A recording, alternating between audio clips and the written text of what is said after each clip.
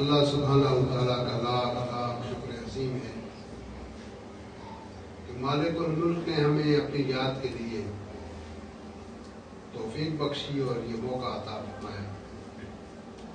لاکھوں کروڑوں درود و سلام حضرت محمد مصطفیٰ صلی اللہ علیہ وآلہ وسلم کی ذات اقدس پر، جن کے طفیل مالک الملک نے یہ کرم نوازی فرمائی۔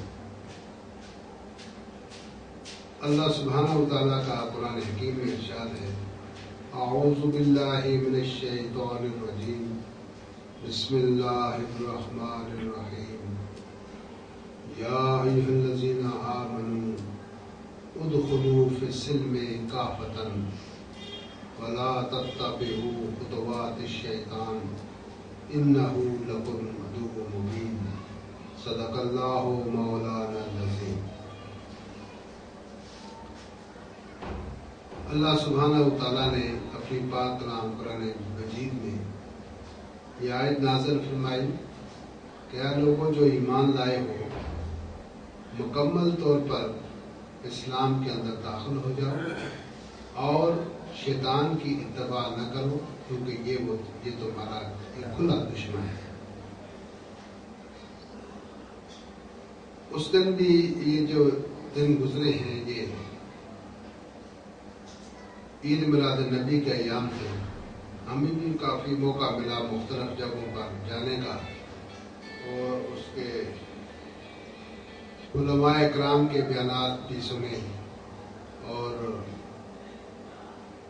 تقاریر بھی سنی، خطبات بھی سنے، اور زیادہ تر جو جگہ پر میں گیا وہاں پر 3-4 علماء جن کے بعد دیگرے آئے، ان سب کا جو بیان تھا وہ محبت رسول پر تھا۔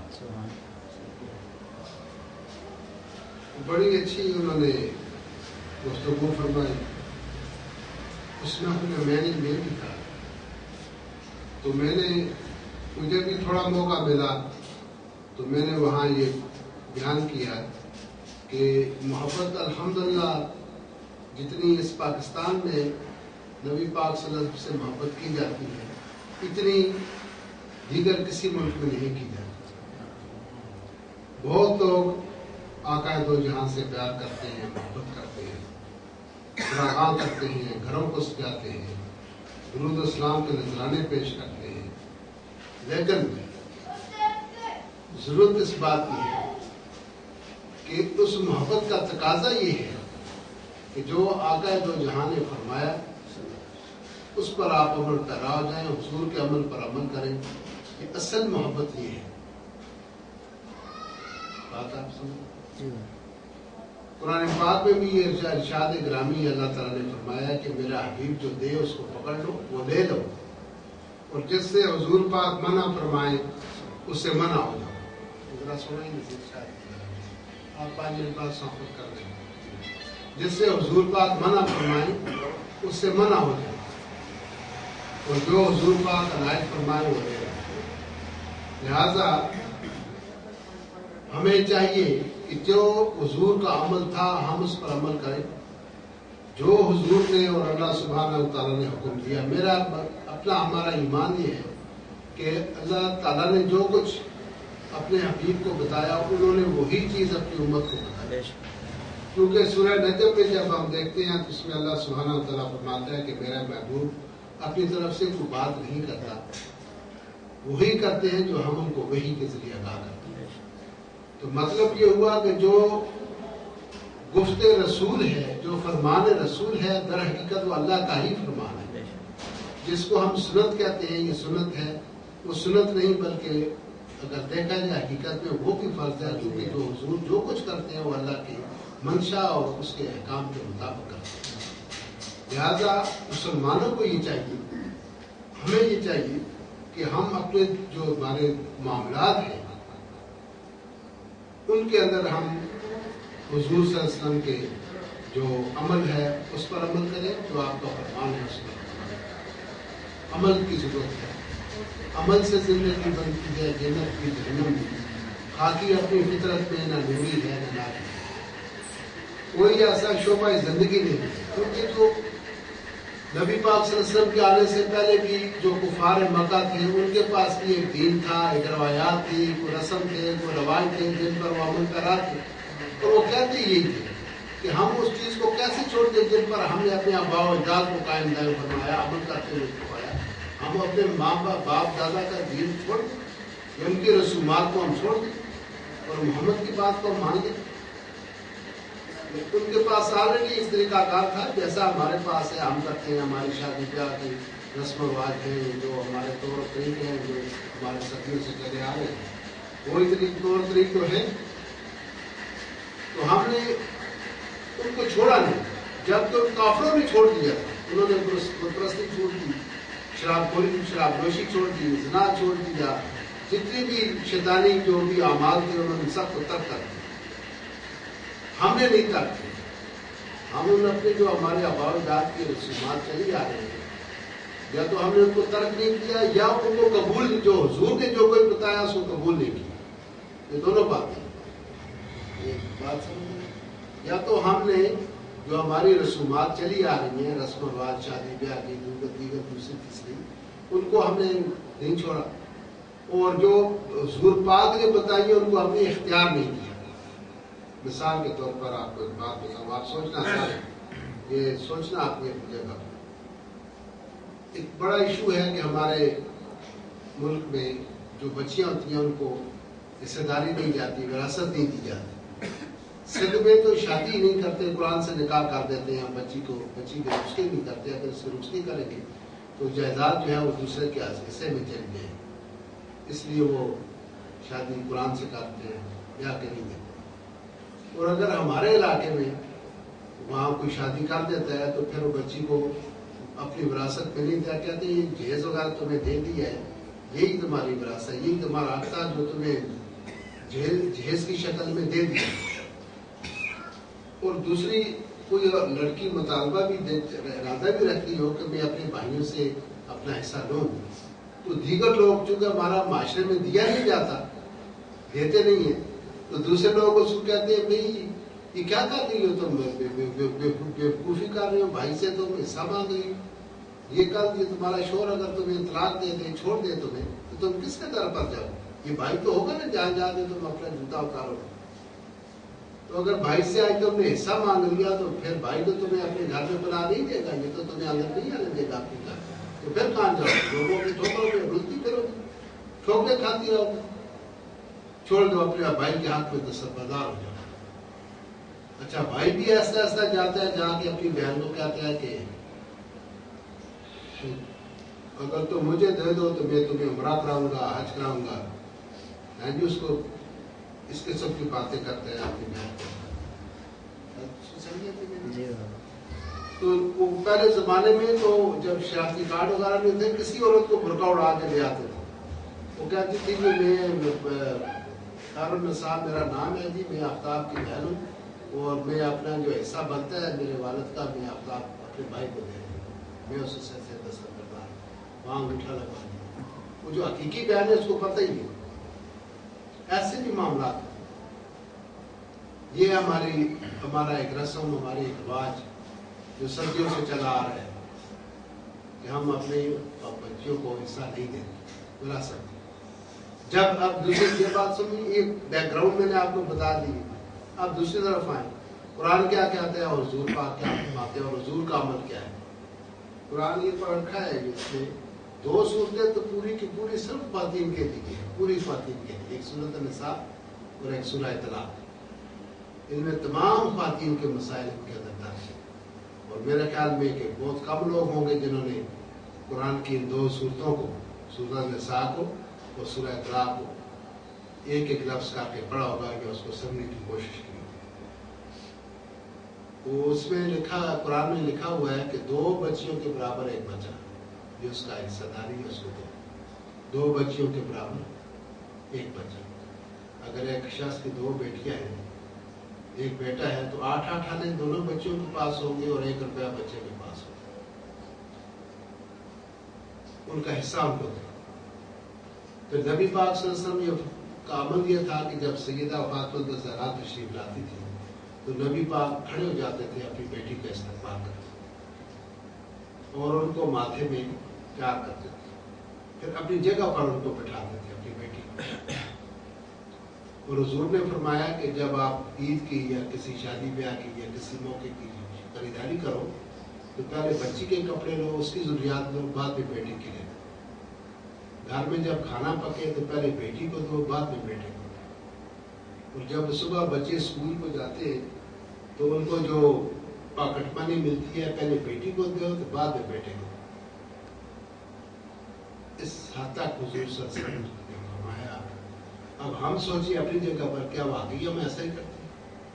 ہمارے یہاں یہ کہتے ہیں یار یہ بیٹے کو کھلاؤ پلاؤ، یہ تو ساتھ رہنے والا ہے، یہ تمہارا وارث ہے، یہ تمہاری اولاد ہے، یہ تمہاری دیکھ بھال کرے گا، اس بیٹے سے ہمارے پوتے ہوں گے، پوتیاں ہوں گی، ہمارے گھر میں بہو آئے گی، سب کچھ اسی ہمارے مرنے کے بعد سب کچھ اس کا ہے، یہ تو پرائے گھر میں چلی جائے گی، پرائے گھر کی چیز ہے، اس کو کیا کھلانا ہے، اس کو کیا پلانا ہے، اس کو کیا پڑھانا اور اس کو کیا لکھانا ہے۔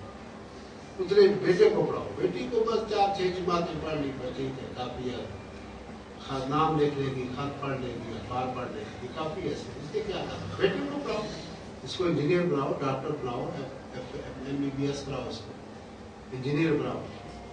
ایسا سنا ہے آپ نے؟ بتایا کہ آپ کا معاشرہ ایسا ہی ہوتا ہے؟ تو کیا یہ قرآن کے منافی یا حضور کے فرمان کے منافی نہیں؟ کیا یہ چیز اچھی نہیں ہے؟ اس کے اوپر ہمیں عمل پیرا کرنا چاہیے۔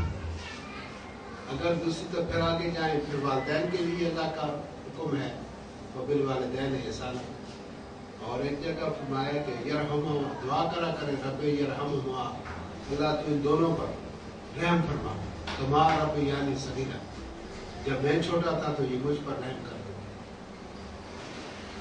تو کیا آج کل کی جو اولاد ہے وہ واقعی اس طرح کرتی ہے؟ اپنے والدین پر احسان کرتی ہے، ان کی خدمت خاطر کرتی ہے؟ یہاں کے جس طرح وہ یورپ میں بنے ہوئے اولڈ ہومس بنے ہوئے ہیں، بوڑھے ماں باپ کو وہاں جمع کراتے ہیں، وہی طور طریقہ آج کل پاکستان میں بھی ایسے عیدی والوں نے یا اور لوگوں نے ایسے اولڈ ہومس بنا رکھے ہیں جہاں جا کے بوڑھے ماں باپ کو پھینکاتے ہیں۔ کئی دفعہ ہم نے ٹی ویوں پر دیکھا کہ کیا مسلمان معاشرے میں، مسلمان ملک میں جو کلمہ نبی پاک کا پڑھتا ہوتا، محبت کی وہ کمی والے سے کرتا ہوں اور اس کے فرمان پر عمل نہ کرے، یہ ایمان کامل ہونے کی نشانی نہیں ہے۔ آپ سمجھ لیں۔ پھر دوسری طرف بیوی کے لیے حکم فرمایا، یہ بھی قرآن میں لکھا ہوا، جعلنا ما بینکم مودۃ و رحمہ، یہ جو تمہاری گھر میں بیوی ہے یہ میں تمہارے لیے یہ باعث رحمت کے لیے بنا کر بھیجا، باعث رحمت ہے۔ تو ہم اس رحمت کی کتنی قدر کرتے ہیں یہ آپ سب جانتے ہیں، شادی شدہ لوگ ہمارے معاشرے میں کیا ہوتا ہے۔ تو ہم اس کو ہر وقت طلاق کی دھمکیاں دیتے ہیں، طلاق کی دھمکیاں دیتے ہیں، تیرے جیسی اور ہزاروں ہمارے پیچھے گھوم رہی ہیں، اتنا سے 1 2 3 کی تو مانتا ہے، تو بات کیا کر، کہاں سے بات کر رہی ہے؟ بلاؤ اپنے بھائیوں کو، میں دیکھ لوں گا، مجھے پتہ ہے جتنے بڑے قسم اس قسم کی بات ہے خاتون کے ساتھ کی جاتی ہے۔ اور جو اس کی گود میں بیٹا ہے وہ تو آپ کا ہے، تو یہ تو اس کی بڑی کرم نوازی ہے، اس کی مہربانی ہے، اس نے آپ کو وارث عطا کر دیا، اپنے پیٹ میں 9 مہینے بیٹا آپ کا اٹھایا اس نے، تو پھر اس نے اس کو بڑی تکلیف سے جنم دیا، پھر اس کو دودھ پلاتی ہے، اس کو پرورش کرتی ہے، اس کو صفائی ستھرائی کرتی ہے، کپڑے پہناتی ہے، نہلاتی پلاتی ہے، تو بڑی شفقت اور محبت سے اس کو پالتی ہے، خود بھوکی رہتی ہے، اس کو کھلاتی ہے، خود گلی جگہ سوتی ہے، آپ کے بچے کو سوکھی جگہ سلاتی ہے، بچہ رات کو روئے تو آپ کو ڈسٹرب نہیں کرتی، بچے کو لے کے باہر چلی جاتی کہ بھائی شور میرا سارا دن مل میں کام کر کے آیا یا دفتر میں کام کر کے آیا، تھکا ہوا ہے، یہ بچے کے رونے میں سے ڈسٹرب ہو، وہ بچہ آپ کا ہے لے کے وہ گھوم رہی ہے۔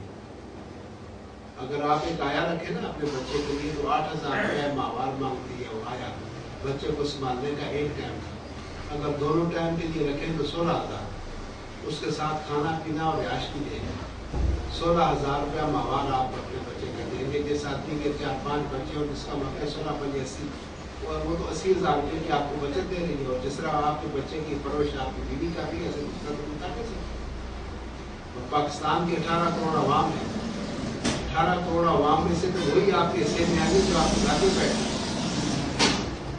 तो बड़े मजे की एक और बात आप खास आपके नोटिस में, बड़ी बड़ी इम्पोर्टेंट बात है, इसकी तरफ यह बात करूंगा तो आपको ऊपर लग जाएगा। मर्द हजरात होटल में बैठ के टीवी देखते रहेंगे, गपशप लगाते रहेंगे, और जब 12 बजे 1 बजे होगा तो उसके जाएंगे घर पे। अब वो जो बीवी बेचारी वो बच्चों को सुला के और खुद बैठी है, इंतजार कर रही है किस वक्त मेरे मियाँ आए, क्योंकि मियाँ का ऑर्डर दिया है मैं रोटी गर्म खाऊंगा, जब मैं आऊँ उस वक्त रोटी बनाया करो, ताज़ा ताज़ा गर्म गर्म, तो शाम को बना कर आते खाने के काम रोटी। अच्छा, वो जब सरकार तशरीफ लाए बाद शोर हजरत शोर साहब, जब वो 12 बजे 1 बजे दोस्तों से गप्पियाँ वगैरह लगा के इंजॉयमेंट करके आए, वो यहाँ पे बैठती होगी और मैं जोर जोर से दरवाजा पे तो 4 घंटे भी दरवाजा अभी तक नहीं खोल। अब वो आई बेचारी दरवाजा खोलने के, वो सबसे पहले उसकी क्लास लेगी भाई तुम्हारी माँ की ऐसी कैसी घोड़े बेच कर सो रही है, नहीं पता मेरा शोर बाहर गया हुआ आएगा दरवाजे में आधी करते से पूरा महल जाके और तुम नहीं जाते हैं। ये बड़ी खास बात मैं बता रहा हूँ, ऐसा है 90% ऐसा होता है। और उस औरत के बड़े दर्जात हैं जो अपने शोर के इंतजार में बैठी बैठी सो गई है, वो इंतजार में बैठी है और शोर साहब बाहर ताश खेल रहे हैं तले पर, दुकानें नहीं है इनके बाहर खड़े, उस पर रात को वो ताश लेके बैठे। फिर वो औरत ने तो दरवाजा देर से खोला, उस पर बरस ही पड़ी। फिर रोटी उसने उठ के वो आधी नींद उसने की आधी नींद की, फिर उसने रोटी बनाई, सालन गर्म किया, चाय पी, उसको बनाया। इतनी बात आप समझिए, साहब आपकी समझ में आ गई। अब दूसरी तरफ जाएंगे, ये मैं दोनों मुआवजा बता रहा हूँ आपको कि हमारे माहौल में माशरे में हो क्या रहा है और हमें हुक्म क्या है, हमारे आका और मौला का अमल क्या था। जब आका दो जहां घर में तशरीफ लाते थे तो आयशा सिद्दीका से ये फरमाते थे कि आयशा जो कुछ बार मैं करता हूँ मुझे तो साहबा देखते हैं, लेकिन क्या दरवील के अंदर आकर मैं क्या करता हूँ ये साहबा की नजर से उजल है, लिहाजा जो कुछ मैं घर में करूँ सुबह मकान के छत पर चढ़कर सारे अहले मदीना को बताओ कि अल्लाह के नबी ने घर में आकर ये काम किया, ताकि मेरा अंदरूनी घरेलू जो मेरा पहलू है वो भी उम्मत से पोशीदा न रह जाए। लिहाजा आयशा सिद्दीका से ये रवायत है कि नबी पाक जब घर में तशरीफ लाते थे अज़वाज मुतरात से मिल के खाना बनाते थे, चूल्हे में लकड़ियाँ सीधी करते थे, आग जलाते थे। अगर वो उनकी उम्मुल मोमिनीन अगर पानी लेने गई या किसी काम से तो पीछे चमचा हिलाते थे, अपने कुर्ता जो था उसका पैवनकारी खुद करते थे, बटन अपने हाथ से लगाते थे। घर में जो मवेशी थे उनको चारा खुद डालते थे अपने हाथ से। अगर किसी ने आवाज दी, दस्तक दी दरवाजे पर, तो हुजूर खुद जाते थे दरवाजा खोलने के लिए और सवाल जवाब करने के लिए। और 11 बीवियां हुई हैं नबी पाक सल्लल्लाहु अलैहि वसल्लम की, 11 बीवियां, और किसी एक बीवी से उन्होंने नहीं कहा कि मुझे पानी का गिलास दो, हुजूर अपने 10 मुबारक से उठकर पानी पीते। बात आगे समझ, यह है आपके नबी का अमल। अब अपना अमल अपना भी देख ले और प्यारे हबीब का भी देख ले। अगर आपको घर वाले ना कहें कि ये अच्छा है, सारा पाकिस्तान कहे कि बहुत अच्छा, आप अच्छे आदमी हैं, जब तक आपको घर वाले आप अच्छा ना कहें, आपकी बीवी अच्छा कहे, आपके बच्चे अच्छा कहें, आपके बहन भाई आपको अच्छा कहें, फिर आप अच्छे। लेकिन ये नहीं जिस होटल पे बैठ के आप लोगों को 200 रुपए की चाय पिलाते हो, कहेंगे आफ्ताब साहब बहुत अच्छे आदमी हैं, बड़े सखी हैं, हाथ के बड़े बुरे हैं, यारों के यार हैं, बड़े लाजवाब आदमी। वो आदमी लाजवाब नहीं है, आदमी वो लाजवाब है जिसकी बीवी कहेंगे ये लाजवाब इंसान। बात आई समझ। उसके बच्चे कहेंगे हमारे पापा बहुत अच्छे हैं, भाई कहेंगे हमारा भाई लाजवाब है, माँ बाप कहेंगे हमारे बेटे जैसा कोई बेटा नहीं है, फिर आप अच्छे हैं। दुनिया अक्सर ये भी देखा गया है, घर में आटा ही नहीं होता और बंदा बाहर ज्यादा ऐश दे रहा होता है अपना नाम, लोग मुझे अच्छा कहें तो सब अच्छा। घर वालों पढ़ रहा था पुराना, ये बड़ी दिलचस्पी रहती है हमारे अजवा साहब, علماء اکرام کے ساتھ میری بڑی دلچسپی رہتی ہے. تو علامہ طاہر القادری کا انٹرویو میں نے ایک دن سنا تو وہ کیا کہ انہوں نے فرمایا کہ اپنے گھر والوں کو کھلانا یہ صدقہ ہے, یہ صدقہ جاری, جتنے ان کو کھلاؤ پلاؤ موج میلا پلاؤ اتنا ہی صدقہ, یہ ثواب ہے, یہ آخرت میں آپ کو کام آئے گا. دوست کو کھلاؤ پلاؤ. تو انہوں نے پھر وہ انٹرویو میں نے پوچھا, انہوں نے کہا میں ایسے ہی کرتا ہوں, میں جب بھی باہر جاتا ہوں میں اپنے بچوں کے لیے مدینہ جاؤں, کینیڈا جاؤں, کہیں بھی جاؤں, ان کے لیے تو خیر لے کے آتا ہوں. اور اگر میری بیوی بیمار ہو جائے, یہ مولانا صاحب فرماتے ہیں طاہر القادری صاحب, اگر میری وائف بیمار ہو جائے تو میں اس کو خود ہاسپٹل لے کے جاتا ہوں. ڈرائیور سے نہیں کہتا کہ ان کو لے جاؤ, یا بیٹے سے نہیں کھڑو اپنی امی یا کھڑا اسپتال چیک اپ کرا, نہیں میں خود لے جاؤں. ہے نہیں. تو بات یہ ہے کہ وہ جو آپ کی زوجہ محترمہ ہے, آپ کی جتنی کمائی ہے سب سے پہلا حق آپ کا ہے. اگر آپ کی کمائی پر آپ کے پاس کسی کا حق ہے تو آپ کی بیوی کا.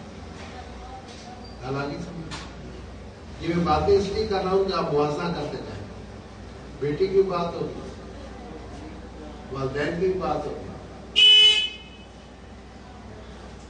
اور پڑوسی کے لیے حضور نے فرمایا کہ آپ کے گھر میں کوئی چیز آئے تو پہلے پڑوسی کو دو, بعد میں خود کھاؤ. اگر وہ انسفیشینٹ ہو, یعنی اتنی نہ ہو کہ آپ کے گھر میں پوری نہیں ہوتی, کنو جو آئے یا کہ آئے وہ گھر کے افراد پر پورا نہیں ہوتا, تو ایسی صورت میں چھلکے باہر نہ پھینکیں, کہیں پڑوسی کا بچہ دیکھ کر لگ جائے گا. ایک دفعہ تو حضور نے فرمایا کہ جب جبرائیل آتا ہے تو میں گھبرا جاتا ہوں. صحابہ نے پوچھا کیوں یا رسول اللہ, کیوں آپ گھبرا, کہیں پڑوسی کے حقوق اور یہ مسواک میں فرق نہ ہو, پڑوسی کا اتنا حق ہے. انہوں نے کہا کہ آپ کھانا کھانے سے پہلے پڑوسی کو پوچھو کہ آپ نے کھانا کھایا. اپنے جو آپ سالن بناتے ہیں اس میں پانی کا اضافہ کر دو تاکہ اس میں سے پڑوسی کو بھی دے سکتے.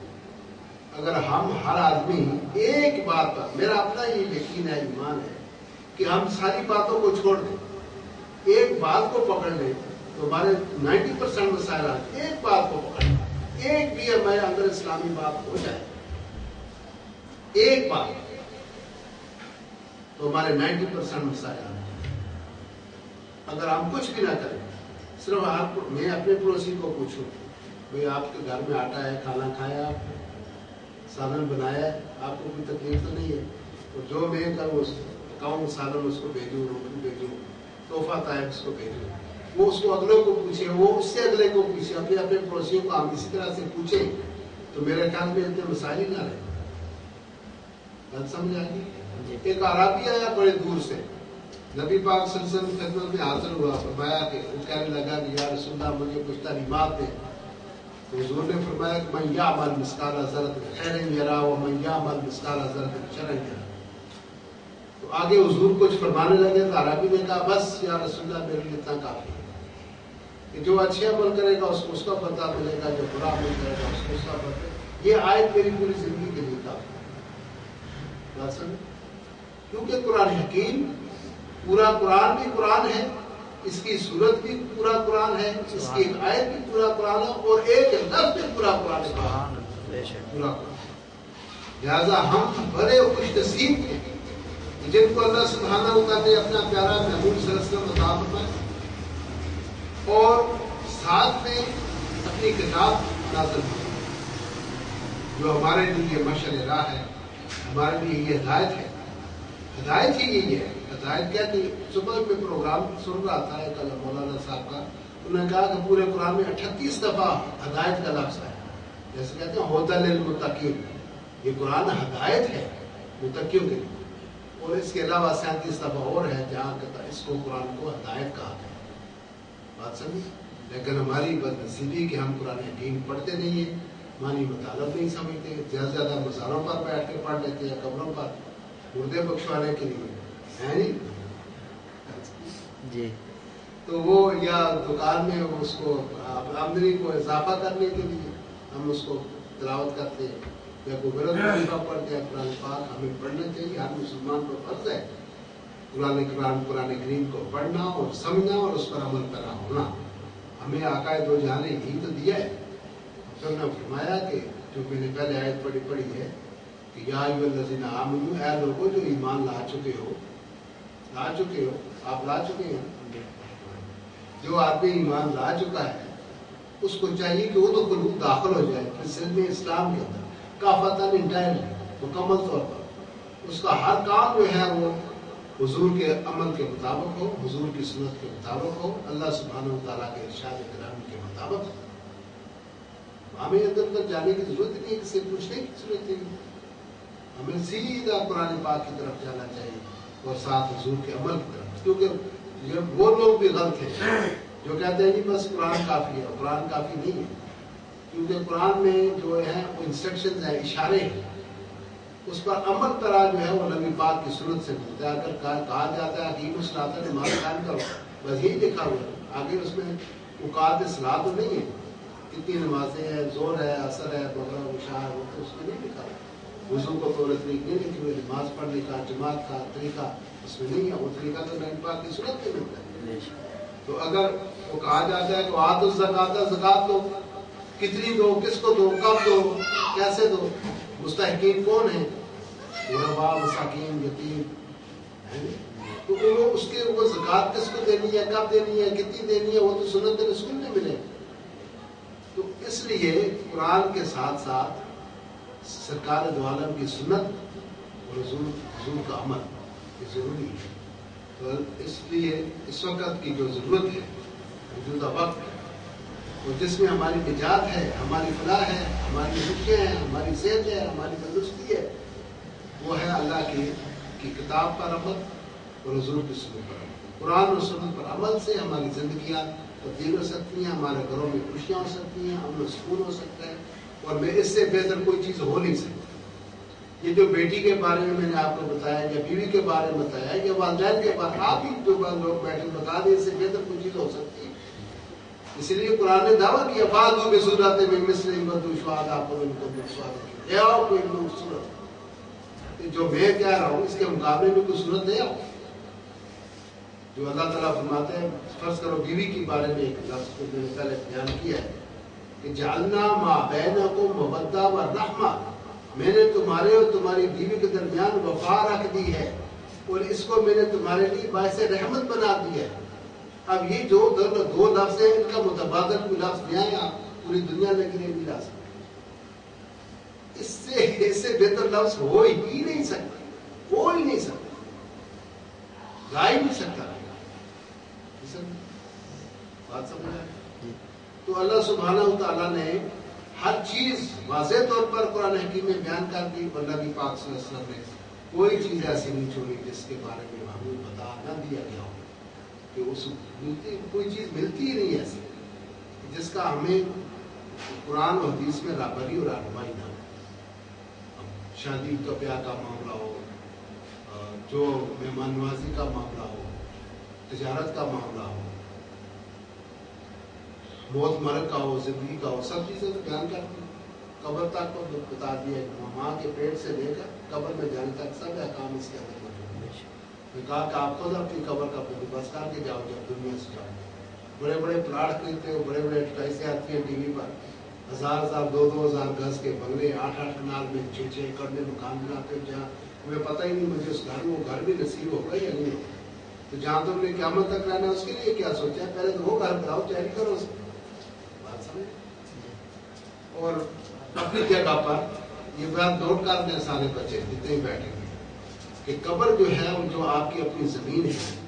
جیسے بعض بچے پیچھے کشمیر کے بیٹھے ہوئے ہیں، تو یہ لوگ کی جو ان کی زمین ہوتی ہے نا، ان کے حصے میں وہ گھر اسی میں بناتے ہیں. ایک گھر یہاں ہے، ایک 5 نمبر کا ہے، ایک سامنے دوار بازار کی طرف ہے. کیونکہ یہ گھر اپنی اپنی جگہوں میں اپنی اپنی پراپرٹی کے اندر گھر ہو. یہ سب جیسے یہ ہمارے محلے ہیں نا، یہاں پر یہ محمود آباد ہے، اعظم بستی، اختر کالونی، ایسا نہیں ہے. نیو آباد کا نہیں ہے، آپ کو دیکھ کر آئے دور دور گھر اپنی اپنی زمین. اور پھر یہ لوگ اپنی زمین کی ایک کارنر پر اپنی قبریں بھی بنا دیتے ہیں، جگہ بنا دیتے ہیں اپنی زمین میں دفن. یہ سنت رسول ہے، یہ اللہ کا حکم ہے کہ اپنی زمین کے اندر جو آپ کی پراپرٹی ہے، 10 کنال ہے، 50 کنال ہے، 100 کنال ہے، 100 ایکڑ ہے، وہاں ایک جگہ مختص کر دو قبر کی. पहले जगह कब्र के लिए खरीद कर रखे, बना के मुझे जाना है।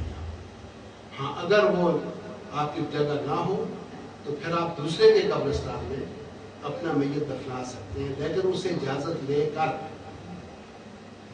लेकर भाई मेरी जगह नहीं है तो मैं आपके वालिदैन के पास आपके कब्रिस्तान में अपनी वालिदा को, बीवी को दफना दूँ, तो वो कहे हाँ जी दफना दें। जो वारिस है ना मालिक है ज़मीन के, तो उनसे इजाज़त ले।